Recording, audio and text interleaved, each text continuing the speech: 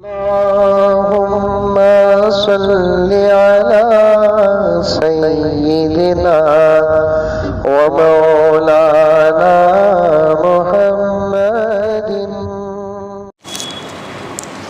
کل کا آخری سوال تھا کہ 73 فرقوں میں سے کون سا فرقہ جنت جائے گا، تفصیل بتا دیا میں نے۔ تقدیر کیا ہے اور تقدیر پر کیسے ایمان رکھنا ہے، تقدیر کے بارے میں زیادہ غور و فکر نہیں کرنا۔ سمجھ میں آئی بات ہے؟ اللہ کی قدرت اور تقدیر اور صحابہ کرام پر زیادہ غور و فکر نہیں کرنا، ورنہ یا تو پاگل ہو جائیں گے یعنی تو ایمان سے محروم ہو جائیں گے۔ تقدیر پر ایمان ایسے رکھیں، کسی بھی قسم کی پریشانی ہے تو بچنے کی کوشش کرو، بچنے کی کوشش کر کے بھی وہ پریشانی اگر واقع ہو جاتی ہے تو اسے سمجھ جاؤ کہ یہی ہمارے تقدیر میں لکھا تھا۔ بعض جگہ پر لکھا ہے کہ تقدیر میں جو ہوتی ہے باتیں وہ لکھ چکی ہوتی ہیں، اسے کوئی بدل نہیں سکتا۔ دو چیزوں کے علاوہ تقدیر کو اللہ کبھی بدلتے نہیں، ایک دعا تقدیر کو بدل دیتی ہے، دوسرا صدقات تقدیر کو بدل دیتے ہیں۔ سوال ہے کہ کیا وتر کی نماز احناف کی شوافی کے طریقے پر صحیح ہے؟ دیکھیے یہ 4 ائمہ کا جو طریقہ ہے، چاروں ائمہ کے طریقے بالکل صحیح طریقے ہیں۔ آپ جس مسلک سے تعلق رکھتے ہیں اس مسلک پر جس طریقے کو، اس مسلک کا جو طریقہ ہے اس طریقے پر آپ عمل کر لیں، مقابلہ اور تقابل نہ کریں کہ ان کا طریقہ صحیح ہے کہ ہمارا طریقہ صحیح ہے۔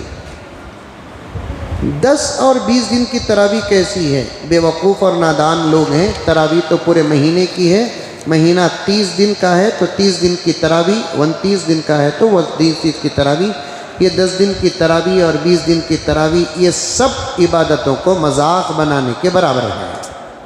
سمجھ میں آئی بات ہے؟ ہم عبادتوں کے تابع ہونا ہے، عبادتوں کو ہمارے تابع نہیں کرنا ہے۔ سمجھ میں آئی بات ہے؟ یہ ایک مہینے کا مسئلہ ہے، پوری زندگی کا مسئلہ نہیں اور پورے سال کا مسئلہ نہیں، ایک مہینے کا مسئلہ ہے، اور اس مہینے میں پورا مہینہ عشاء کی نماز کے بعد تراویح پڑھنا ہے تو آپ کو پڑھنا چاہیے۔ یہ 10 دن کی تراویح میں بارہا کہتا ہوں، جمعے میں بھی کہا، جب بھی سوال آتا ہے تو کہتا ہوں، تراویح ایک الگ مستقل عبادت ہے اور تراویح میں قرآن پاک کا پڑھنا ایک الگ مستقل عبادت ہے۔ اگر آپ کو تراویح میں پورے قرآن پاک کو سننے کا موقع مل گیا تو یہ نور علی نور ہے، اگر آپ کو موقع نہیں ملتا ہے تراویح تو آپ کسی حالت میں چھوڑ نہیں سکتے۔ ابھی رات کو مجھے مکہ مکرمہ سے فون آیا کہ حضرت یہاں پر اس وقت 8 رکعت تراویح چل رہی ہے، ہم کو کیا کرنا چاہیے؟ میں نے کہا کہ 8 رکعت امام کے پیچھے پڑھ لیں، امام حرم ہے نا، سمجھ، وہاں کی جماعت چھوڑنا سوال ہی پیدا نہیں ہوتا ہے۔ امام حرم کے پیچھے 8 رکعت نماز پڑھ لیں، بقیہ 12 رکعت آپ الگ پڑھ لیں۔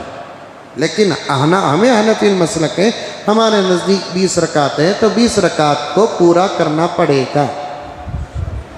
اسی طریقے سے اگر کوئی حنفی مسلک اور مقلد آدمی غیر مقلدین کی مسجد کو جا کر نماز پڑھتا ہے یا وہاں نماز پڑھنے کا اسے موقع ملتا ہے تو اب وہ 8 رکعت پڑھے کہ 20 رکعت پڑھے، وہاں کے امام کے پیچھے آپ 8 رکعت پڑھ لیں، بقیہ نماز سے جماعت سے فارغ ہونے کے بعد اپنے بقیہ 12 رکعت پڑھ کر اپنا پورا حساب پورا کر لیں۔ سمجھ میں آیا مسئلہ؟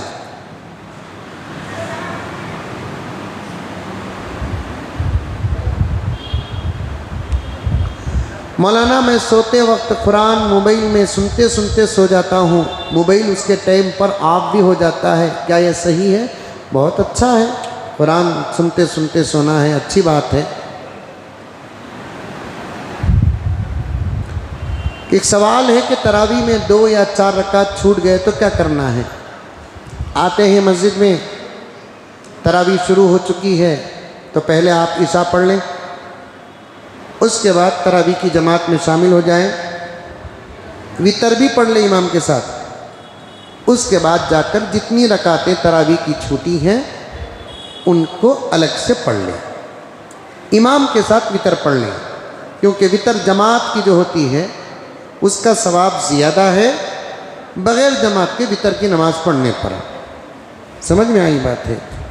اگر کوئی آدمی 4 رکعت تراویح کی چھوڑ کر آ کر جمع ہوا، معلوم نہیں تھا کہ وہ جا کر بقیہ 4 رکعت پڑھ کر وتر پڑھتا ہے، تو ثواب تو مل جائے گا، کچھ گناہ تو نہیں ہوگا، لیکن جماعت چھوڑنے کا حرج ہوگا۔ سمجھ میں آئی بات؟ وہ بھی پڑھنا ہے، وتر کے بعد پڑھ لیجیے۔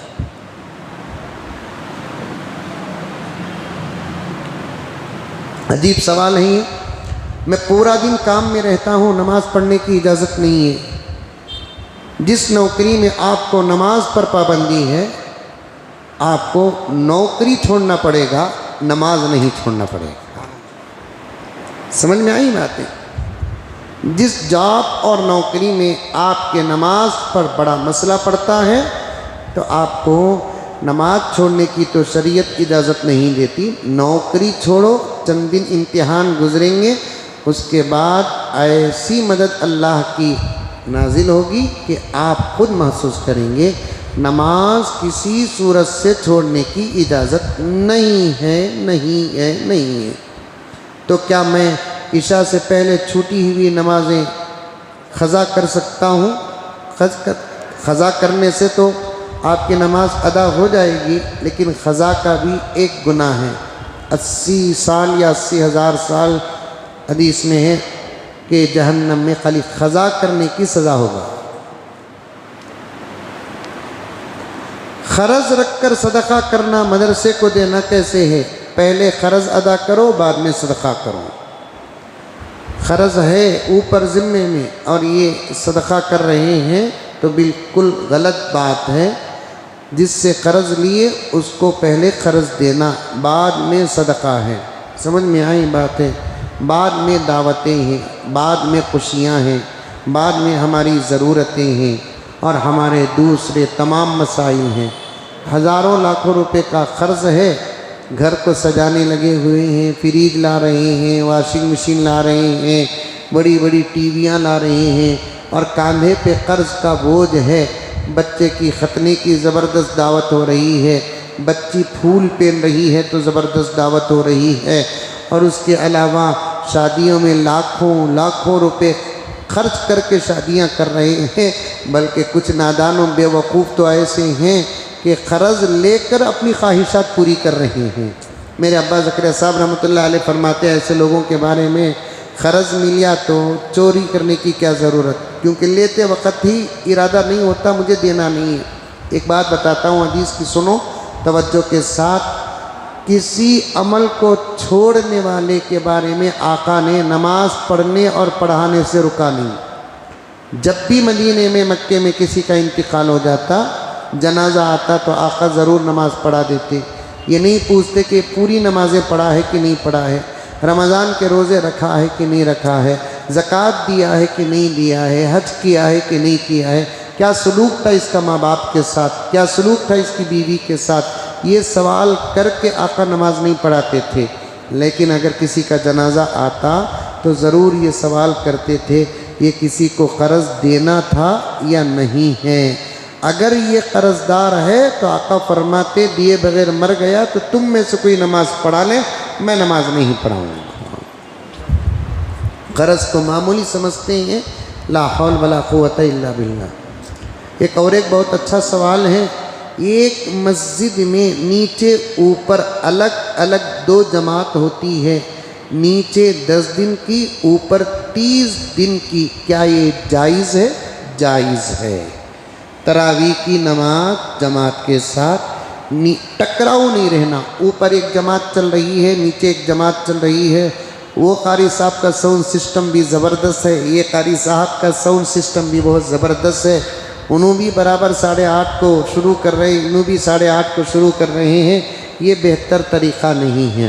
یہاں پر 8:30 کو ایک جماعت، پھر فرسٹ فلور میں 10 بجے ایک جماعت، سیکنڈ فلور میں 12-1 بجے ایک جماعت تراویح کی اگر ہوتی ہے تو اس کی اجازت فقہائے کرام نے صاف طریقے سے دیا ہے، کرنا چاہیے۔ اس کا ایک فائدہ ہو جاتا کیا کہ کچھ لوگوں کے ٹائم بدل جاتے ہیں، ان کو تراویح بھی مل جاتی، اور بہت سارے حفاظ ایسے ہوتے ہیں جن کو محراب کا موقع نہیں ملتا تو دوسری تیسری جماعت میں قرآن سنانے کا ان کو موقع مل جاتا ہے۔ سمجھ میں آئی بات ہے؟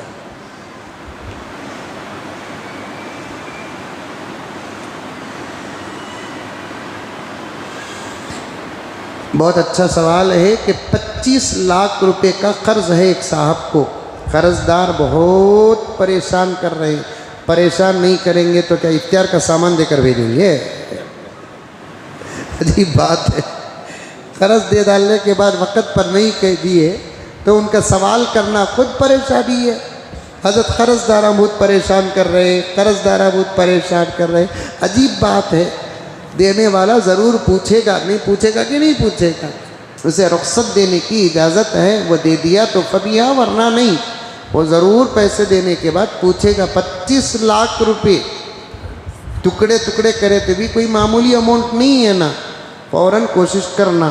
میرے ابا زکریا صاحب رحمۃ اللہ علیہ مجھے بارہ نصیحت کرتے تھے، بیٹے قرض ادا کرنے کی طاقت رہی تو قرض لو، ورنہ قرض مت لو بیٹے، قرض کبھی تم کو جینے نہیں دے گا،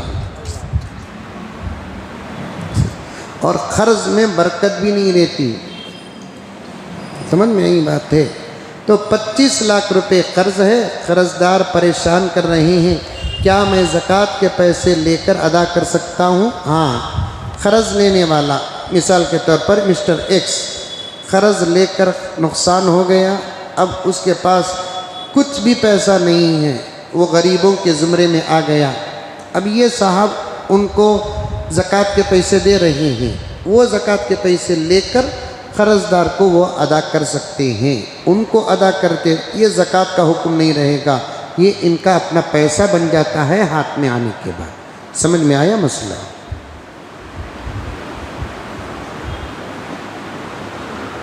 نماز میں قرآن پڑھتے وقت آیت آگے پیچھے ہو گئی تو سجدے سہو کرنا ہے؟ نہیں۔ رمضان میں فجر کا وقت کب شروع ہوتا ہے؟ رمضان کی کیا خصوصیت ہے؟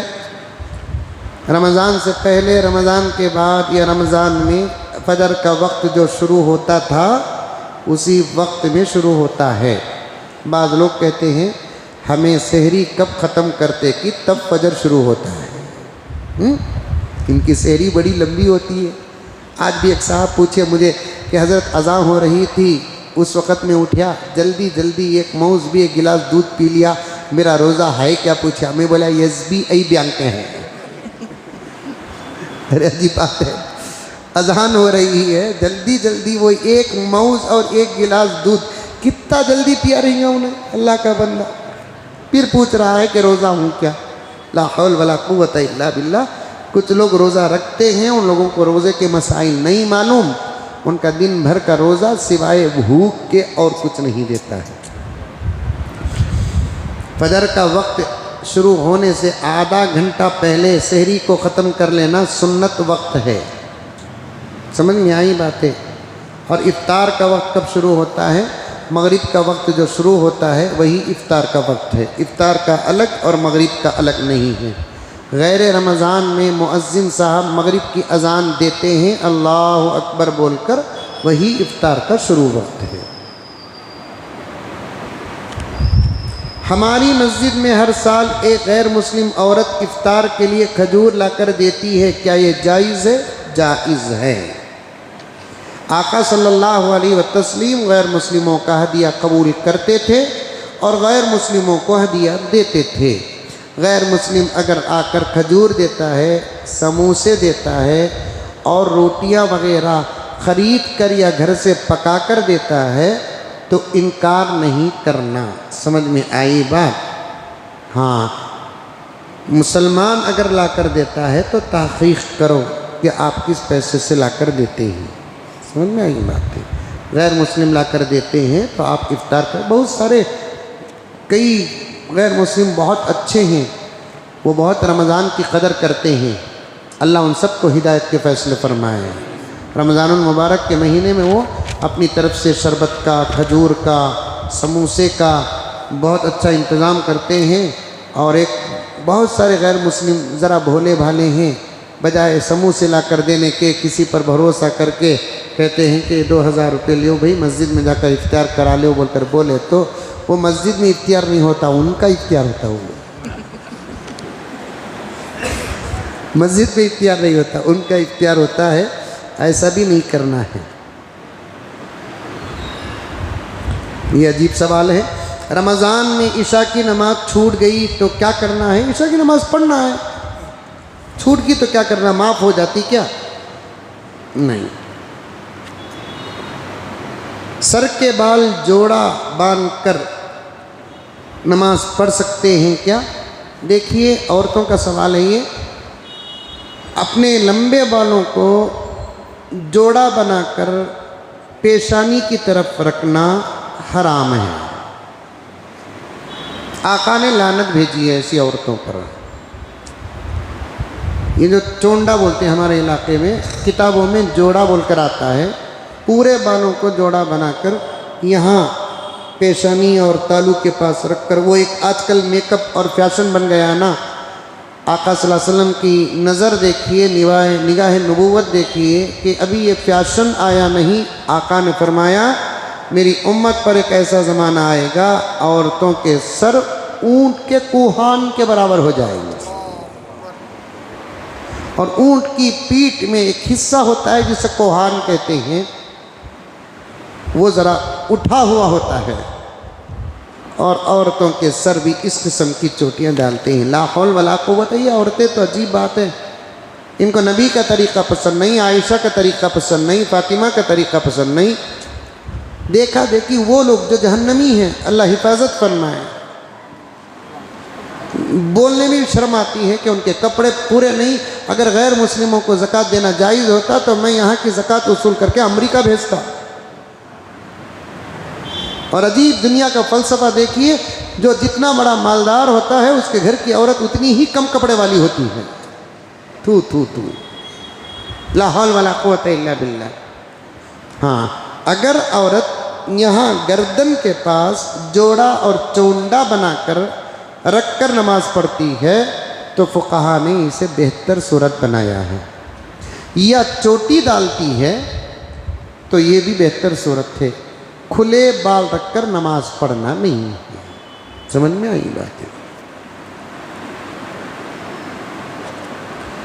سحری میں کھانا دیر ہو گیا تو بھوکا رہ سکتے ہیں، کرنے کا موقع نہیں ملا ہے تو آپ بھوکا روزہ رکھ لیجئے، بحالت مجبوری ڈبل ثواب ملے گا انشاءاللہ تعالی۔ بقیہ سوالات کل آپ حضرات کے سامنے ہوں گے۔ ایک صاحب اپنی بیوی کی بیماری کی دعا کی درخواست کیے ہیں کہ دعا کیجیے کہ اللہ تعالیٰ ان کی بیوی کو صحت کاملہ عاجلہ مستمرہ عطا فرمائے۔ میرے بہن بھائی کی طبیعت بھی ناساز ہے، دعا فرمائیں اللہ تعالیٰ ان کو بھی صحت کاملہ عطا فرمائے۔ جاتے ہوئے دارالعلوم کا خیال کرتے ہوئے جائے۔ لک الحمد لک شکریہ اللہ، اللہم صلی علی سیدنا نبینا مولانا محمد وبارک وسلم۔ ربنا آتنا فی الدنیا حسنہ وفی الآخرۃ حسنہ وقنا عذاب النار۔ ربنا ظلمنا انفسنا وإن لم تغفر لنا وترحمنا لنكونن من الخاسرین۔ اللہم انک عفو کریم تحب العفو فاعف عنا یا کریم۔ صلی اللہ تعالی علی خیر خلق محمد وآلہ وأصحابہ اجمعین برحمتک یا ارحم الراحمین والحمد للہ رب